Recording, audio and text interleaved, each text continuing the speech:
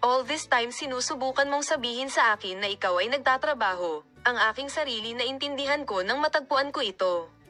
Ang bawat tao ay may ibang paraan para maging masaya nagkaroon. Na-realize ko nung gumawa ako ng sarili kong paraan. Ang buhay ay natutunan lamang sa pamamagitan ng pagsasabuhay nito. Hindi sa pagbabasa o pakikinig. Bakit hindi mo sabihin sa akin ang alam mo? Naiintindihan ko naman na hindi ka nagpaliwanag.